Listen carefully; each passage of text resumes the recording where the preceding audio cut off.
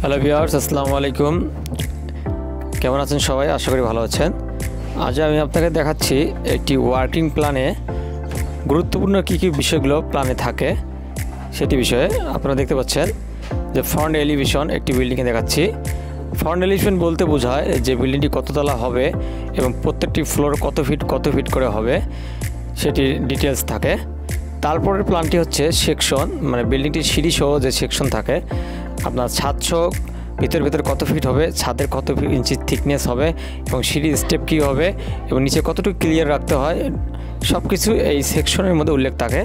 উপরের মধ্যে প্যারাপেট ওয়াল থাকে, যে প্যারাপেট ওয়ালটি আপনার কত ফিট হবে, দেন আপনার যে চিলাকোঠা রয়েছে চিলাকোঠাটি কত ফিট হবে সেটি বিল্ডিংয়ের উপর হাইটের উপর ডিপেন্ড করতে হয়।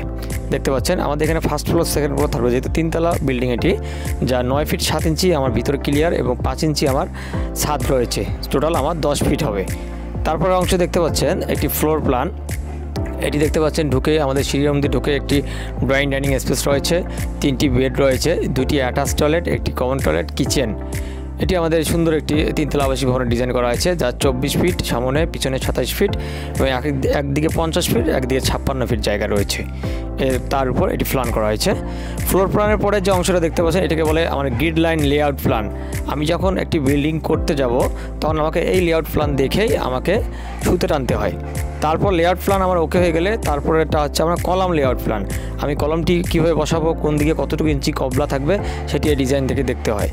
তারপরের অংশে দেখতে পাচ্ছেন এটি কলম শিডিউল, মানে কলমের রড কীরকম হবে, কলমের সাইজ কী রকম হবে, কত ইঞ্চি পরপর রিং বাঁধতে হবে, রিংয়ের সাইজ কীরকম হবে, সব এখানে ডিটেলস উল্লেখ করা হয়েছে। আর পাশে দেখতে পাচ্ছেন যে কলমের থিকনেস কতটুকু ঢালাই দিতে হবে, কী রেশিও সেটা উল্লেখ করা হয়েছে।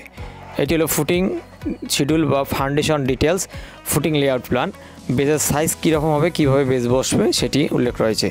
এটি ফুটিং এবং বেজের শিডিউল, কত ইঞ্চি মাটি কাটতে হবে, তারপর আপনার ম্যাকাডাম কতটুকু করতে হবে, বেজের সাইজ কত হবে, কত মিলি রড বেজে ইউজ করতে হবে, এখানে সব ডিটেলস উল্লেখ করা রয়েছে ওয়ার্কিং প্ল্যানটিতে। তারপর অংশ হচ্ছে গ্রেড বিম। এই গ্রেড বিমটির মধ্যে গ্রেড বিম সাইজ কীরকম হবে, গ্রেড বিম কোন দিক দিয়ে হবে, এখানে সব উল্লেখ করা রয়েছে। তারপরের অংশ দেখতে পাচ্ছেন গ্রেড বিমের ডিটেলস, লং সেকশন এবং short section, long section short section কীরকম হবে সেটি উল্লেখ রয়েছে। তারপরে অংশ হচ্ছে আপনার ফ্লোর বিম ডিটেলস, ফ্লোর বিম ছাদের বিম কোন দিক দিয়ে হবে সেটি উল্লেখ করা রয়েছে। আর তার হচ্ছে লং সেকশন এবং শর্ট সেকশন ছাদের বিমের রয়েছে। তারপরে অংশ সিঁড়িঘর, আপনি যখন সিঁড়িঘর করবেন সিঁড়িঘরের ডিটেলস, কত মিলি রড ইউজ করতে হবে, কীভাবে বাড়তে হবে, রড বার্নিং করতে হবে, কোন L/3 কীভাবে দিতে হবে সেটি উল্লেখ রয়েছে। তারপরে অংশ দেওয়া স্ল্যাব ডিটেলস, খুব ইম্পর্ট্যান্ট একটি বিষয়, যে এখানে কত মিলি রড কয় ইঞ্চি পরপর ছাদে বিছাইতে হবে এবং থিকনেস কত ইঞ্চি দিতে হবে সেটা উল্লেখ রয়েছে।